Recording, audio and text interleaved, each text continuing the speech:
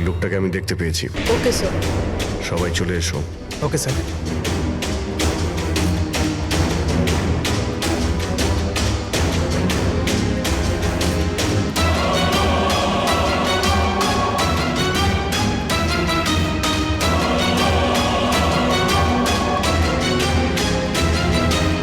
কারোর সঙ্গে মিটিং হওয়ার কথা।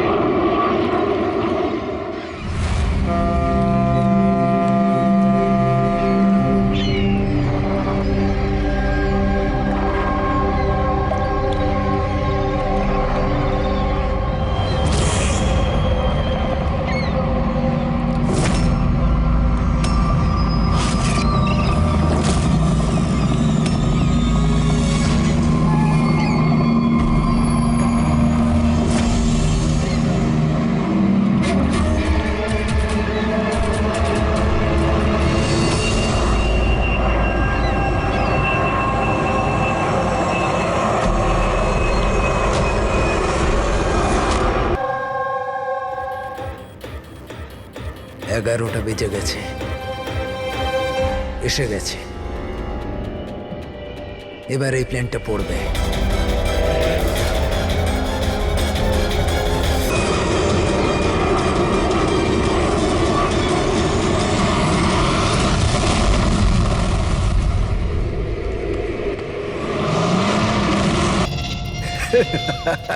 মজা দেখলাম।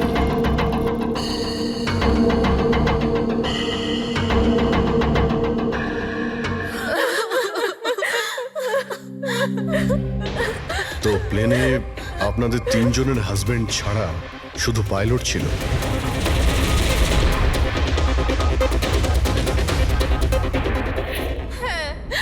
আর এখনো অবধি কোনো খবর পাননি আপনারা? দেখুন, অথরিটিকে পুরো জিজ্ঞাসাবাদ করেছি, আর ওরা বলেছে যে প্লেনে কোনো টেকনিক্যাল প্রবলেম ছিল না। তাহলে আপনাদের এরকম কেন মনে হচ্ছে যে ওটা অ্যাক্সিডেন্ট ছিল না, ওটা প্লেন ক্র্যাশ ছিল না, বরং কেউ জেনে শুনে ওদেরকে খুন করেছে? ওনাকে অনেক দিন ধরে কেউ ফোন করে হুমকি দিচ্ছিল। দেখুন, আপনাদের হাজবেন্ড তো নামি দামি বিল্ডার্স, তাই হুমকি দেওয়া ফোন তো আপনাদের আসতেই পারে, তাই না? কিন্তু এক্স্যাক্টলি কি হয়েছিল বলুন তো আপনারা। হ্যাঁ, ওরা তিনজন সুরাট যাচ্ছিল কোনো জমি কিনতে, কিন্তু কিছু বিল্ডার্স ছিল যারা চাইতো না এই ডিলটা হোক। হ্যাঁ স্যার, কোটি টাকার ডিল ছিল। নিশ্চয়ই এই কাজ ওদের মধ্যে কারোর হবে। আচ্ছা, হুমকি দিয়ে কেউ ফোন করলো আর আপনারা পুলিশের কাছে কেন রিপোর্ট করেননি? স্যার, আমরা পুলিশের কাছে যেতে চেয়েছিলাম, তো আমাদের হাজবেন্ডরা আমাদের বাধা দিল। হ্যালো, কে বলছেন? খবরদার, যদি ওই সুরাটের জমিটার ব্যাপারে ভেবেওছো তুমি, বুঝেছ? হুমকি দিচ্ছেন? হুমকি দিচ্ছেন আমাকে? হুমকি ভাবো তুমি। কাল সকাল 11টার সময় তোমার জীবনের শেষ নিঃশ্বাস নেবে তুমি। আপনার যা করার করে নিন, এই ডিল তো আমি করেই ছাড়বো। প্লেন ক্র্যাশও ঠিক 11টার সময় হয়েছিল স্যার। 11টা বেজে গেছে। এবার এই প্ল্যানটা পড়বে।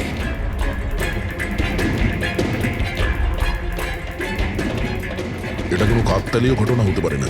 আপনি বলুন স্যার, যে একটা জমির টুকরো কারোর জীবনের থেকে বড় হতে পারে কি?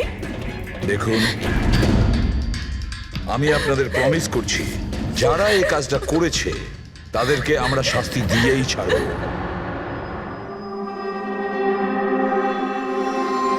স্যার, আমাদের 5 বছর হয়ে গেছে এই কাজ করছি, আজ পর্যন্ত একটাও ভুল হয়নি।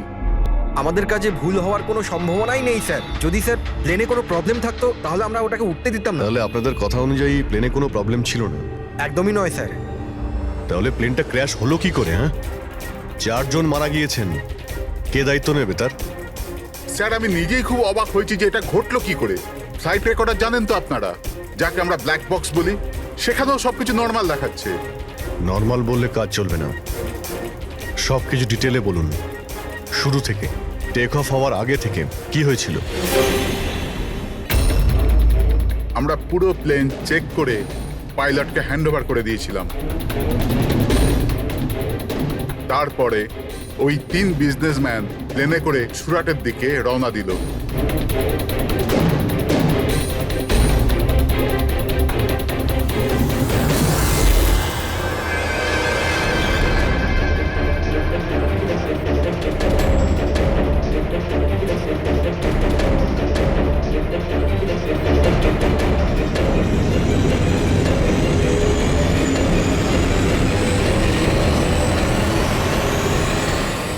স্যার, আমরা টেক অফের পারমিশন রেডিওর ফ্রিকোয়েন্সি থেকে পাই, মেন টাওয়ার থেকে। কাল আমাদের পুরো ইনফরমেশন পাওয়ার পরই আমরা টেক অফের প্রক্রিয়া শুরু করেছি। হ্যাঁ ফ্রেডি,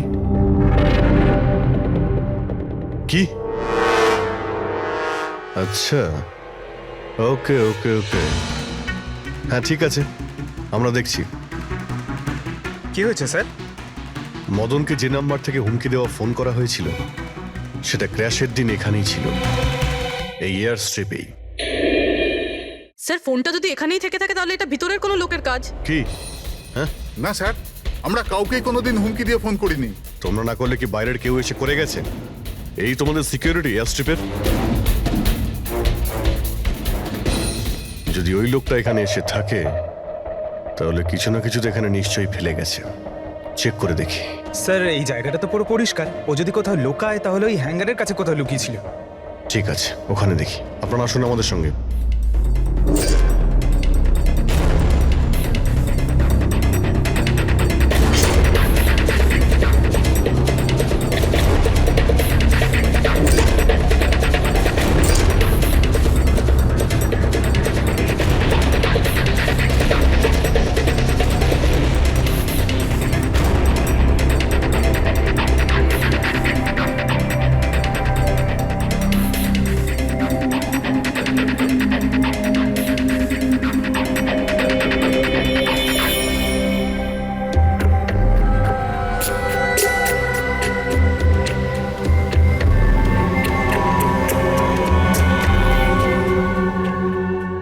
স্যার, স্যার একটা ভাঙা ফোন পেয়েছি। স্যার আমার মনে হয় হুমকি দেওয়ার জন্য এই ফোনটাই ব্যবহার করেছিল। হতে পারে, ইউজ করে ভেঙে দিয়েছে। রেখে দাও, কিছু প্রমাণ তো নিশ্চয়ই পাওয়া যাবে। কোথায় পেলে তুমি এটা? স্যার ওখান থেকে। স্যার এখানে।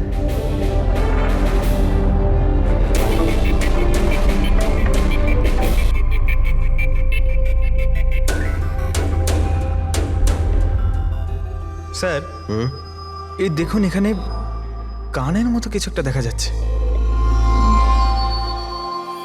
হ্যাঁ, তুমি তো ঠিকই বলেছ। ফোনটাও এখানে পাওয়া গেল, আর এই চিহ্ন। এমনটা নয় তো যে ওই অপরাধী এখানে হেলান দিয়ে ফোনে কথা বলছিল আর আমাদের জন্য ও প্রমাণ রেখে গেছে এখানে। একটা কাজ করো, এর ছবি তুলে নাও। স্যার কানের চিহ্ন দিয়ে কিছু বোঝা যাবে? আরে কিছু না কিছু তো পাওয়া যাবে। ডক্টর সালুকাকে দেব, উনি শিওর কিছু করবেন।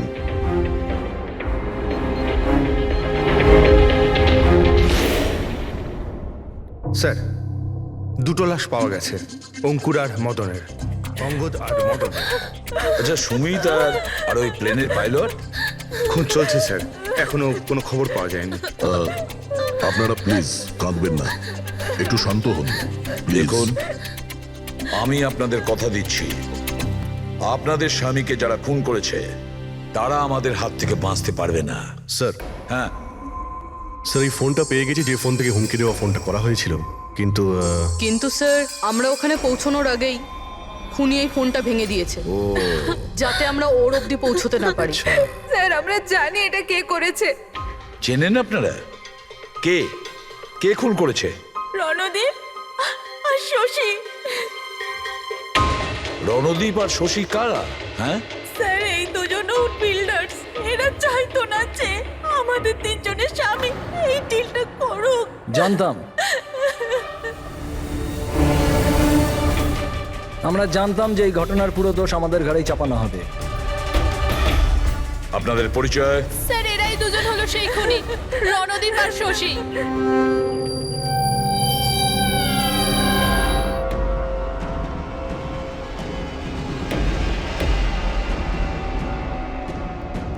জানি না এই মহিলাদের আমাদের সঙ্গে কি শত্রুতা আছে, যাই হোক না কেন আমাদের উপরই সবসময় দোষারোপ।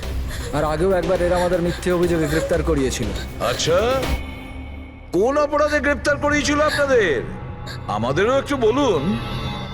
স্যার প্রথমবার যখন অঙ্কুরকে কল করে হুমকি দিয়েছিল, তো আমি পুলিশে রিপোর্ট লিখিয়েছিলাম এই রণদীপের বিরুদ্ধে। আর পুলিশ আমাকে গ্রেপ্তারও করেছিল, কিন্তু পরে আমি নির্দোষ প্রমাণিত হই। হ্যাঁ স্যার, আসলে ওই হুমকি দেওয়া ফোন ওই গ্রামবাসীদের ছিল যাদের জমি এরা নিতে চেয়েছিল। হ্যাঁ, ওই গ্রামের লোকগুলো তো এখনো জেলেই আছে। তো এই বাজে কাজটা তোমরা ছাড়া আর কে করতে পারে? দেখলেন স্যার, আবার আমাদের ওপর অভিযোগ। যদি আমরাই হামলা করে থাকি তাহলে সিআইডির কাছে আমরা কেন আসবো? কোনো ব্যাপার না, খুব তাড়াতাড়ি সমস্ত সমস্যার সমাধান হয়ে যাবে। হ্যাঁ, কারণ আমরা ওখানে অপরাধীর কানের চিহ্ন পেয়েছি। আর ব্যাস, সেটা থেকে তো আমরা পুরোটা জেনেই যাব যে খুনি কে। এই দেওয়ালে যে কাঁচা রং ছিল, ওখানে এই যে কানের ছাপটা দেখা যাচ্ছে, এই কানের ছাপটা দেখো। কিছু দেখতে পাচ্ছ এতে? ওই কানের প্রিন্টে স্টারের মতন দেখতে কিছু ইমপ্রিন্ট আছে। আরো একটা কথা, এই যে অপরাধী, এ সমুদ্রের আশেপাশে থাকে। এইটা কিভাবে জানতে পারলেন স্যার? আমি বলছি, এই ফোনটা, এই ফোনের যে ভাঙা অংশটা, এর ওপর আমি কিছু সমুদ্রের বালি আর মাছের কাঁটার টুকরো পেয়েছি। আচ্ছা আচ্ছা, তো যখন ওই লোকটা তার জুতো দিয়ে ফোনটা ভেঙেছিল, তখন ওই বালি আর ওই মাছের কাঁটা জুতো থেকে বের হয়ে ফোনের মধ্যে চলে আসে। জুতোয় বালি আর এই তো মাছের মাথা কাঁটা। পেরেছে। হতে পারে ওই লোকটা ফিশ মার্কেটের আশেপাশে থাকে। এখানে তো দুটো ফিশ মার্কেট আছে, একটা ভার্সোবা জেটিতে আর একটা মার্ড আইল্যান্ডে। ব্যাস, তাহলে আমাদের কাজ হয়ে গেছে। এই দুটো ফিশ মার্কেটে গিয়ে খোঁজ নাও আর দেখো এমন কেউ আছে যে কানের মধ্যে স্টারের শেপের ইয়াররিং পড়েছে।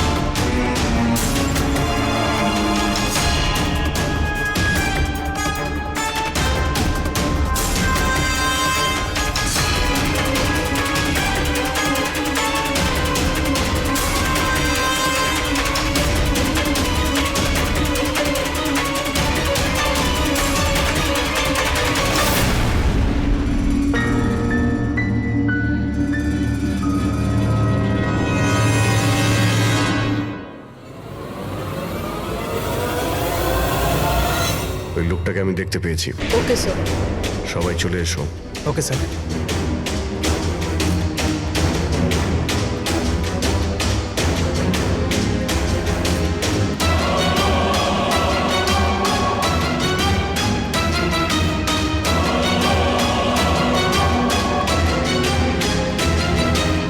কারোর সঙ্গে মিটিং হওয়ার কথা।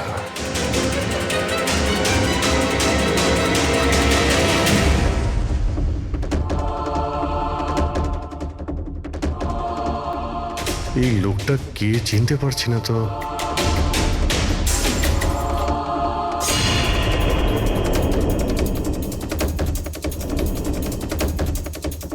স্যার এটা তো সচিন। এয়ারপোর্ট অথরিটিজ মরে যাওয়া পাইলটদের লিস্টে এর ছবি দেখিয়েছিল। এই পাইলটটা সচিন, এই সচিন বেঁচে আছে? স্যার, ও যদি প্লেন ক্র্যাশে মারা না যায় তাহলে এই এখানে লুকিয়ে কি করছে? তাই তো, সামনে আসছে না কেন? চলো গিয়ে জিজ্ঞাসা করি।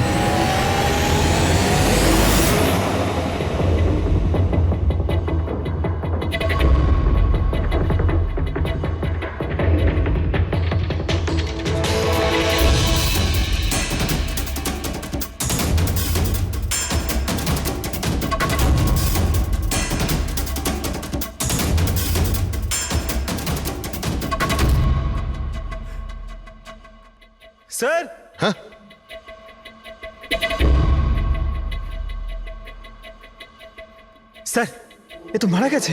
মারা গেছে? ওই দেখুন স্যার, সচিন পালাচ্ছে।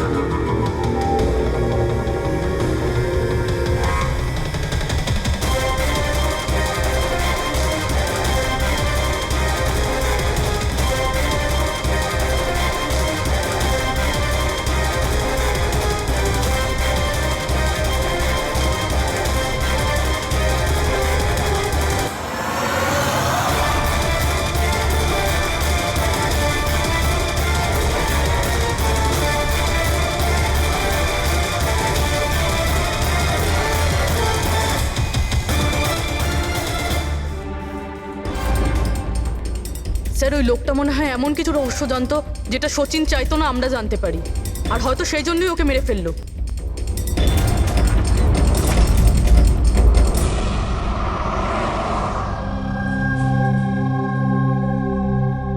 স্যার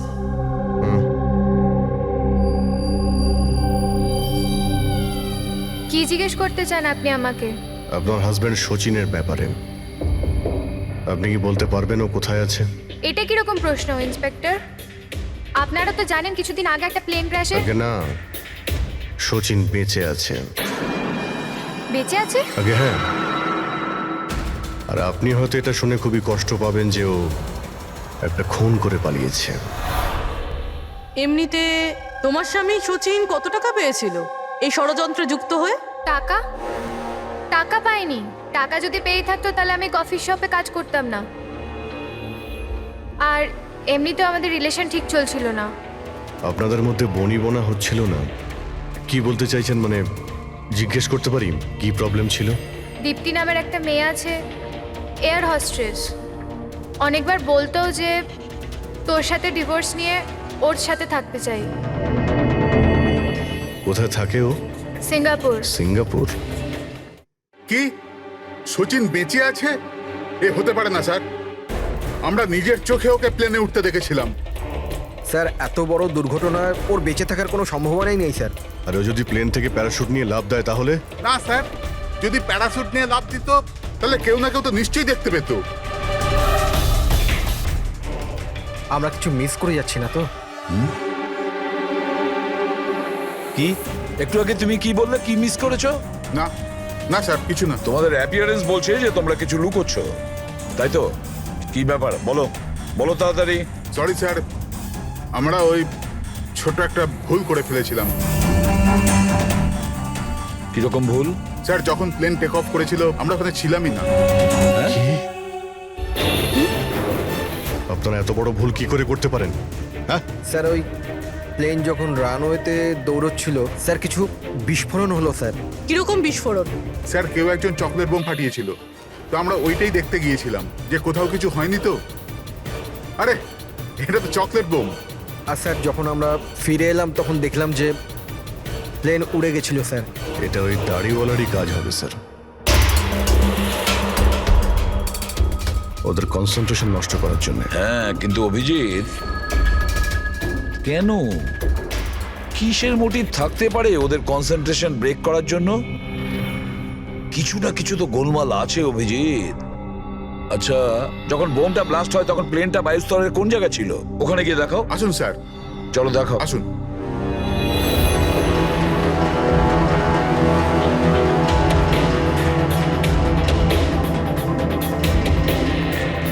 এক মিনিট অভিজিৎ, এ তো রক্ত, শুকিয়ে যাওয়া রক্ত। স্যার রক্তের রং দেখে মনে হচ্ছে খুব বেশি পুরনো নয়, আজ বা কালকেরই। এই রক্ত কার রক্ত? এটা এখানে এলো কি করে? জানি না স্যার। জানি না, সব প্রশ্নের একটাই উত্তর তোমাদের, জানি না। তাহলে জানোটা কি তোমরা? স্যার এয়ারস্ট্রিপের রক্ত মানে কিছু না কিছু হয়েছিল এখানে। এটা তো পরিষ্কার, কিন্তু কি হতে পারে? আর এই রক্ত, এটা কার রক্ত?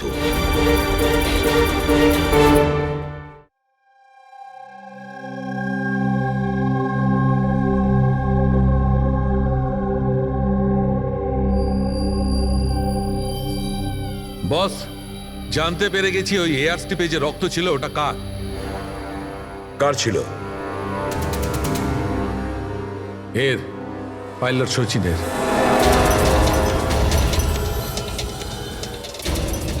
পাইলট সচিনের রক্ত?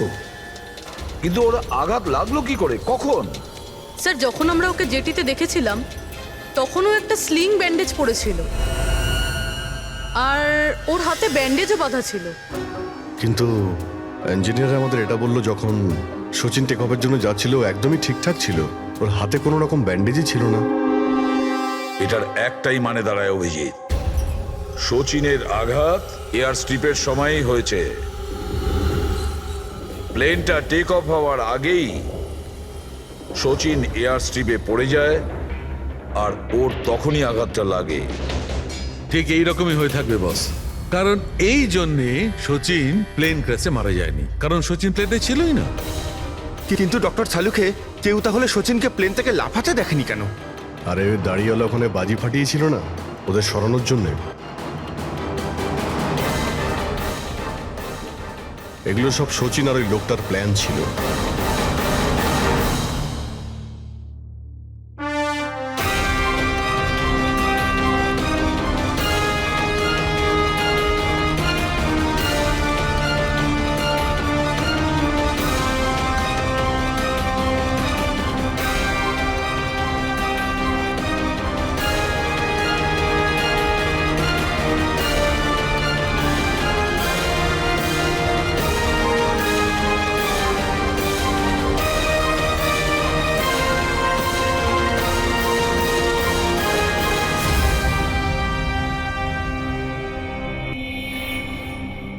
Hello, okay, thank you sir. সচিনের ওই গার্লফ্রেন্ড দীপ্তি যে সিঙ্গাপুরে থাকে, ওর নাম্বার পেয়ে গেছি। সচিন কি হয়েছে ওর? ও ঠিক আছে তো? দীপ্তি, একটা কথা বলো, শেষবারের মতন সচিনের সঙ্গে তুমি কবে কথা বলেছিলে? 2 দিন আগে। 2 দিন আগে? কিন্তু সচিনের ওয়াইফ তো আমাদের বলেছে তোমাদের দুজনের সম্পর্ক ভেঙে গেছে। না, হয়তো ওর বউকে এটা বলেনি যে ও আমার সাথে মিট করতে সিঙ্গাপুরে আসছে। আচ্ছা, সচিনের কবে আসার কথা সিঙ্গাপুরে? 1 সপ্তাহ বাদে। ও,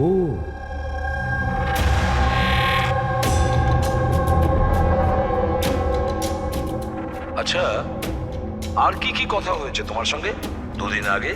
ও বলছিল যে ও অনেক টাকা পেতে চলেছে আর তারপরে আমরা দুজনে নতুন জীবন শুরু করতে পারি। কিন্তু আপনার এইসব প্রশ্ন, সচিন ঠিক আছে তো? ভয় পেও না, সচিনের কিছু হবে না, আর যদি দরকার পড়ে আমরা আবার তোমায় ফোন করব। Thank you. আচ্ছা, দীপ্তি আবার যুক্ত নয় তো এই প্ল্যানের সঙ্গে, এই সমস্ত ষড়যন্ত্রের সঙ্গে? পুরবি, একটা কাজ করো, সিঙ্গাপুর পুলিশকে পুরো ডিটেলস জানিয়ে দাও আর বলো যে ওরা এই দীপ্তির ওপর যেন নজর রাখে। Yes sir. স্যার, হ্যাঁ, সচিনের ওয়াইফের সঙ্গে কথা হলো স্যার। ও তো বললো যে সচিনের পাসপোর্ট বাড়িতেই আছে। কি? সচিনের পাসপোর্ট বাড়িতে? আর সচিন সিঙ্গাপুর যাওয়ার জন্য প্ল্যান করছে? এটা আবার হয়নি তো যে সচিন নকল পাসপোর্ট বানিয়েছে? নকল পাসপোর্ট? আচ্ছা, আমাদের ওই ঘেটু আছে না, ও কিন্তু নকল পাসপোর্টের ব্যাপারে অনেক কিছু জানে। হেড্রিক, একটা কাজ করো, পঙ্কজকে বলো যে সচিনের ফটো নিয়ে যেন ঘেটুর সঙ্গে দেখা করে। হ্যাঁ। Yes sir. আরও একটা কথা স্যার, স্যার সচিন যদি প্লেন টেক অফ হওয়ার আগে প্লেন থেকে ঝাঁপ দিয়ে থাকে তাহলে প্লেনটা ওড়াচ্ছিল কে? আর যখন ও প্লেন থেকে ঝাঁপ দিল তখন এই মদন, অঙ্কুর আর সুমিত এরা চিৎকার চেঁচামেচি করলো না কেন? চুপচাপ বসেছিল কেন? বস, প্লেন থেকে পড়ে গেলে এরকম সুযোগ পাবে কি করে? এরা 3 জনেই তো অজ্ঞান ছিল। কিন্তু স্যার, এরা জ্ঞানটা হারালো কিভাবে? পুরবী, এদের 3 জনের পেটের মধ্যে ব্ল্যাক কফি ছিল, আর ওই ব্ল্যাক কফিতেই নেশাদ্রব্য মেশানো ছিল। কি? ব্ল্যাক কফির সঙ্গে নেশার ওষুধ? I am boarding. আপনার কফি, থ্যাংক ইউ। তাহলে নিশ্চয়ই এটা সচিনের প্ল্যানের পার্ট ছিল। স্যার, একটা প্রশ্নের উত্তর এখনো পাইনি। বিনা পাইলট নিয়ে প্লেনটা উড়লো কিভাবে? এর উত্তর হলো UAS. UAS, আনইন্টারাপ্টেবল auto pilot system. এই প্রোগ্রাম দিয়ে মাটিতে থেকে আকাশে ওড়া প্লেনকে কন্ট্রোল করা যায় স্যার, যে কোনো জায়গা থেকে। হ্যাঁ স্যার, আমরা এই ফরেন্সিক ল্যাবে দাঁড়িয়েও যে প্লেনটা আকাশে উঠছে তাকে কন্ট্রোল করতে পারি। এই প্রোগ্রামটা এই জন্যই বানানো হয় যে আকাশে ওড়ার সময় প্লেনে যদি কোনো ইমার্জেন্সি হয় বা কোনোভাবে প্লেন হাইজ্যাকও হয়ে যায়, তাহলে তার কন্ট্রোল যেন নিচে থাকা লোকেদের হাতে থাকে। তার মানে প্লেনের ককপিটের কন্ট্রোল তার হাতে থাকবে যার হাতে রিমোট আছে। হ্যাঁ স্যার, আর যার কাছে রিমোট কন্ট্রোলটা ছিল সেই প্লেনটা ক্র্যাশ করিয়েছে সমুদ্রে। রিমোট কন্ট্রোলের লোক খুনি। এক কপিতে নেশার ওষুধ। যদি একবার আমরা জানতে পারি না যে ওই ব্ল্যাক কপিতে নেশার ওষুধ কে মিশিয়েছিল আর কে খাইয়েছিল, তাহলে বুঝে নাও রিমোট কন্ট্রোলের খুনির কাছেও আমরা পৌঁছে যাব। Remote control. Black coffee? Sir Madan তো ব্ল্যাক কফি খেতেন না, ওনার হাই ব্লাড প্রেশার ছিল।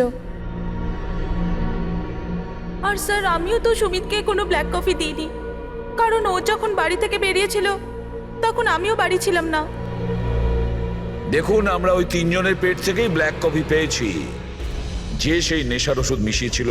আর আপনারা বলছেন যে আপনারা কেউ নিজেদের স্বামীকে ব্ল্যাক কফি খাওয়াননি। হতে পারে অন্য কেউ ওনাদের ব্ল্যাক কফি খাইয়েছিল, বা হতে পারে বাইরে যেখানে গিয়েছিল সেখানে খেয়েছিল।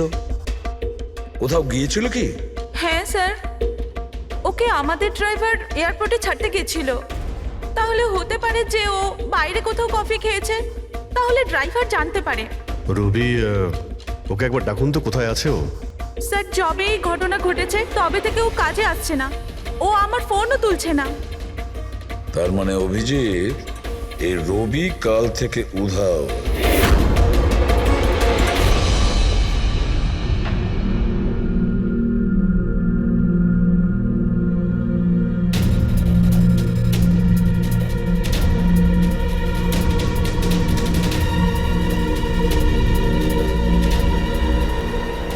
সরজান প্লিজ একটু দেখি তো কি হয়েছে এখানে। দেখুন স্যার, এখানে খুব গন্ধ আসছে, আর এক্ষুনি পুলিশকে ফোন করেছিলাম কিন্তু এখনো কেউ আসেনি। আমরা সিআইডি থেকে।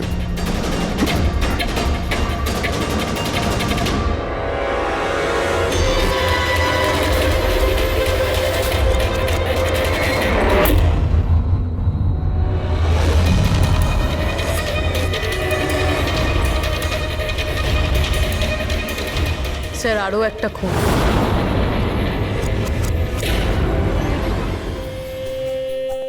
চলে আয়, জাস্ট ফলো মি।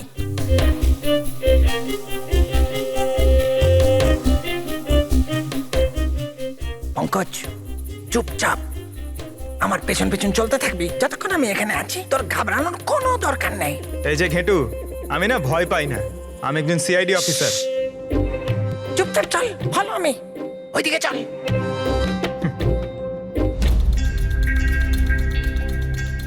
চলে আয় পঙ্কজ।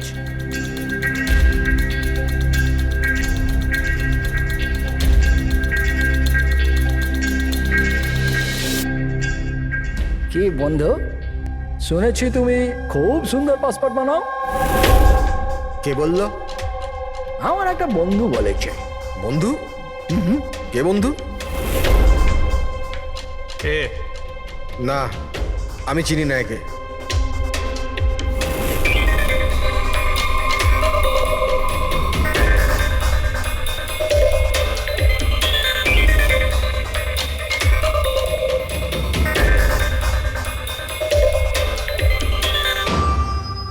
এ তোমার বন্ধু?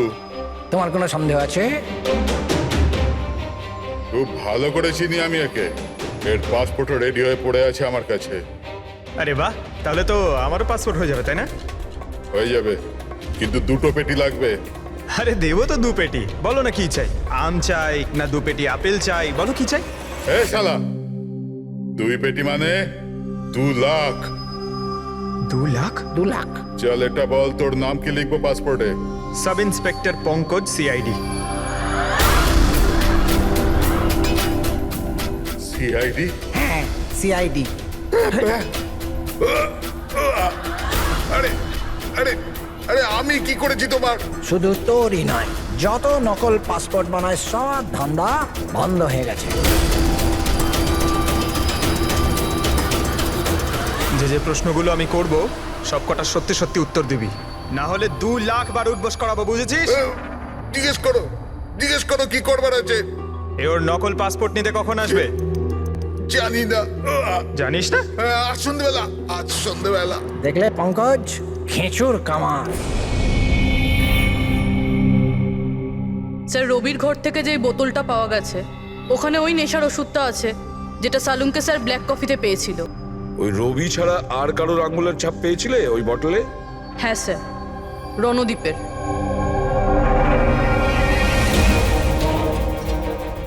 রণদীপ, এই রণদীপ বিউরোতে এসে চেঁচিয়ে চেঁচিয়ে নিজেকে নির্দোষ প্রমাণিত করতে চাইছিল না? প্রথমে রবিকে ব্যবহার করে খুন করানোর জন্য, তারপর রবিকেই মেরে ফেলে। স্যার, আমি রণদীপকে অনেকবার ফোনে ট্রাই করেছি কিন্তু ওর ফোন বন্ধ আসছে। একবার এই সুচিরকে যদি আমরা পাই না, ওই আমাদের পৌঁছে দেবে রণদীপের কাছে। সন্ধেবেলায় তো ও আসছে নিজের নকল পাসপোর্ট নেওয়ার জন্য।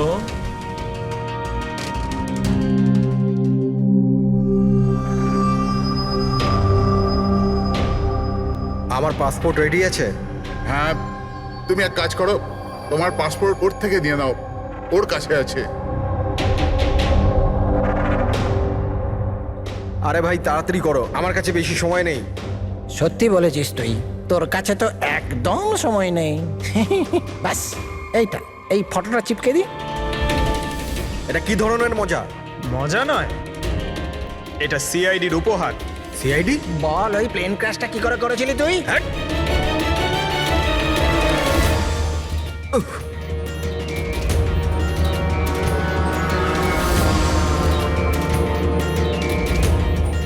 সিআইডি থেকে পালিয়ে টেক অফ করা এত সহজ নয়। এমার্জেন্সি ল্যান্ডিং করতে হয় অপরাধীদের।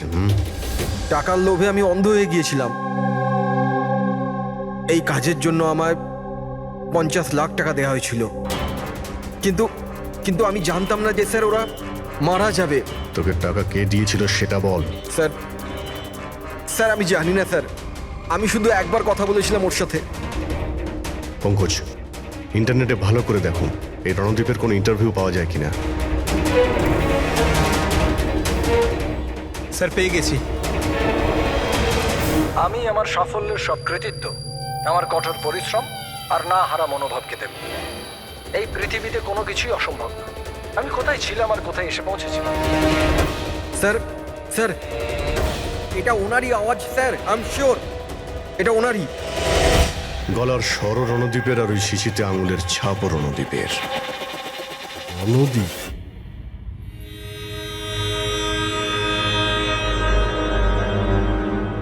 স্যার, সামনে গিয়ে রাইটে। স্যার, এই রণদীপের ফোন তো অফ বলছে, ওর লোকেশন কি করে ট্র্যাক করব? আরে ফোন বন্ধ তো কি হয়েছে পঙ্কজ, ওর ভিডিওটায় মনে আছে? ওই ভিডিওটার মধ্যে ওর হাতে একটা ব্রেসলেট পড়েছিল। আমি ওই ইন্টারভিউ দ্বিতীয়বার চেক করেছি। কিন্তু স্যার, ব্রেসলেট দিয়ে লোকেশন কি করে ট্র্যাক করব? পঙ্কজ, ওটা কোনো অর্ডিনারি ব্রেসলেট নয়। ওই ব্রেসলেটে জিপিএস ট্র্যাকিং লাগানো আছে। আর এরকম ব্রেসলেট বেশিরভাগ টাইপ 1 ডায়াবেটিসের লোকেরাই পরে। ব্রেসলেটে জিপিএস থাকে স্যার? হ্যাঁ, তার কারণ হলো যে ওর শরীর যদি কোনো সময় খারাপ হয়ে যায় বা ওর মাথা ঘুরে যায়, তাহলে ওর পরিবারের লোকেরা জিপিএস এর সাহায্যকে সহজেই ট্র্যাক করতে পারবে। কিন্তু স্যার, এই জিপিএস বলছে রণদীপ কুন্ডু বাড়িতে আছে।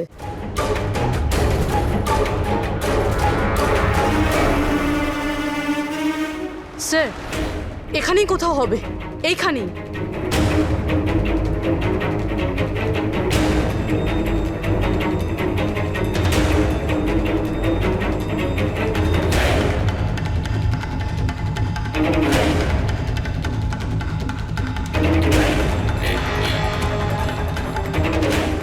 এইদিকে স্যার।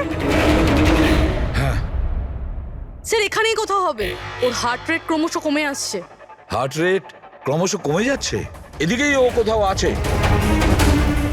দাঁড়া, এই মাটিটা অন্যরকম মনে হচ্ছে কেন? এই মাটির নিচে আবার নেই তো? হতে পারে।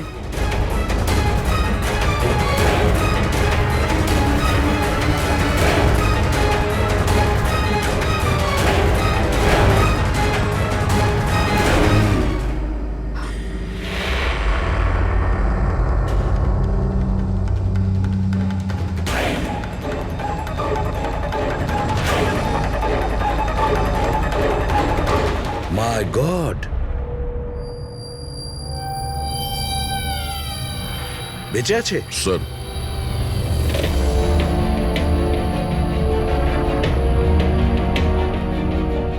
স্যার আমরা তো ভেবেছিলাম যে এই লোকটাই খুনি, কিন্তু এখন দেখছি ওই তো মারা যাচ্ছিল।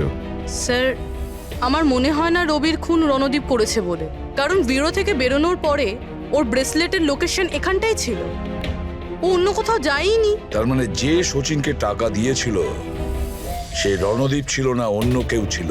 কিন্তু স্যার ভয়েস তো ওরই ছিল, গলার আওয়াজ তো ওরই ছিল।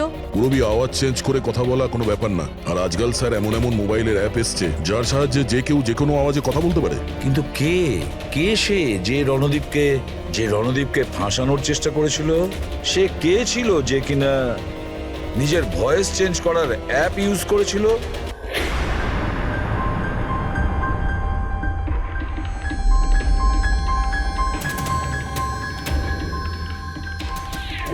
চিয়ার্স। হ্যাঁ, চিয়ার্স চিয়ার্স। আসুন আসুন। আসুন। অভিনন্দন আপনাকে। অভিনন্দন? কিসের জন্য? ওই অ্যাপের জন্য। ওই অ্যাপ যেটা আপনাদের কোম্পানি বানিয়েছে, যেটা দিয়ে যে কোনো মানুষ তার নিজের ভয়েস চেঞ্জ করতে পারে। মানে? হ্যাঁ, একবার শুনবেন? তোমাকে তোমার অপরাধের জন্য এবার জেলে যেতে হবে। তোমার অপরাধের জন্য এবার জেলে যেতে হবে। এটা কি ধরনের মজা? এটা মজা নয়, এই ডিভাইস দিয়েই তুমি রণদীপকে ফাঁসানোর চেষ্টা করেছিলে, তাই না?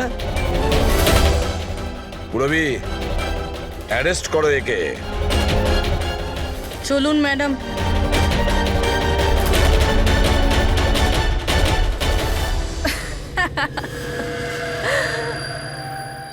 এত কিসের তারা আছে সিআইডি? একটু ওদিকে তো তাকান। এই, ছেড়ে দাও ওকে। বোকামি করো না। এই, ছেড়ে দাও এদের।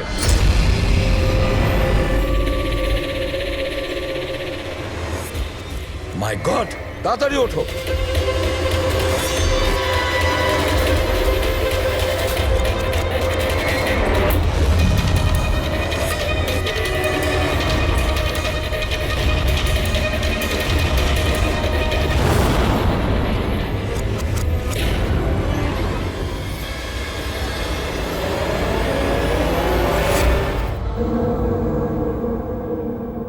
Good bye CID.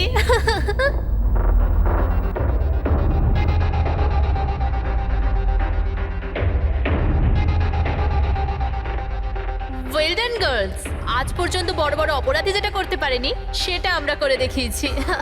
সিআইডি তো পাগল হয়ে গেছে মনে হয়। আরে ওসব তো ঠিক আছে, কিন্তু আমরা যাব কোথায়? অরিজিনাল প্ল্যান তো আমরা ভেস্তে ফেলেছি।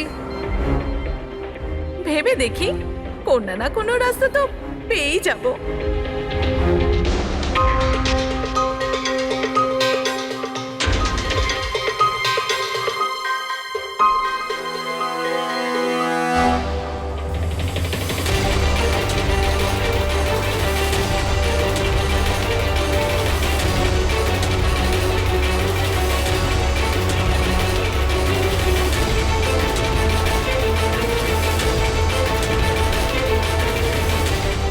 কি করছিস? কিরকম ভাবে প্লেন ওড়াচ্ছিস তুই? আরে আমি চালাচ্ছি না রে। তুমি তো বলেছিলে যে তুমি প্লেন চালাতে পারো। আরে আমি এটা করছি না, এটা নিজে থেকে হচ্ছে। ও নো, প্লেন তো নিচে যাচ্ছে।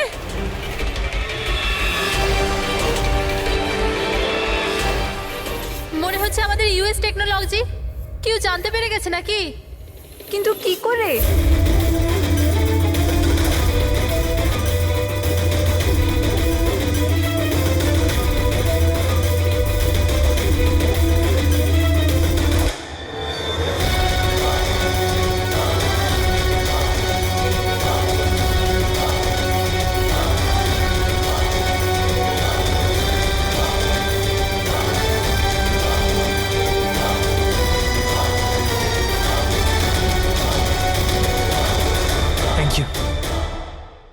আসুন।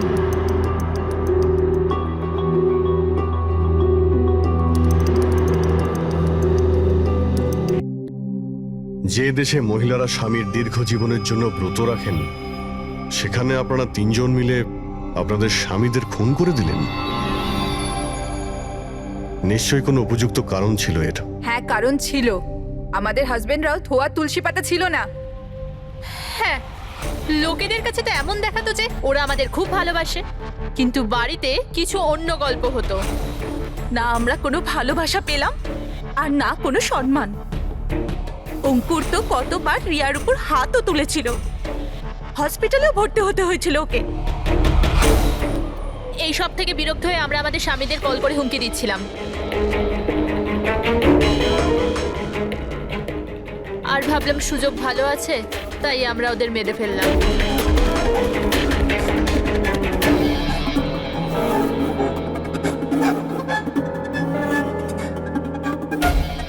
আর ভাগ্য দেখুন, রণদীপ রবির কাছে গিয়েছিল ওই অজ্ঞান হওয়ার ওষুধ নিয়ে, যাতে আমাদের স্বামী মিটিংয়ে পৌঁছতেই না পারে। আর এই ব্যাপারটাও আমাদের কাজে লেগে গেল। তাহলে রবির সততার সুযোগ নিয়েছো তুমি। তারপরে তোমরা রণদীপকে মাটিতে পুঁতে দিয়েছিলে, যাতে আমাদের মনে হয় ও অপরাধ করে পালিয়ে গেছে। খাঁচায় বন্দি পাখির মতো জীবন কাটানোর কোনো ইচ্ছে ছিল না। আমরা স্বাধীনভাবে শ্বাস নিতে চেয়েছিলাম। স্বাধীনভাবে শ্বাস নেওয়ার আরো কিছু পথ খোলা আছে ম্যাডাম। স্বামীকে খুন করা সব থেকে ভুল সিদ্ধান্ত। এটা ঠিক করতে যদি স্বামীর কাছ থেকে সরে যেতে, কিন্তু না, তোমরা তিনজন এমন রাস্তা বেছে নিয়েছো যে রাস্তা তোমাদের অন্ধকারে নিয়ে যাবে, আর সেটাও জেলের গড়াদের পেছনে।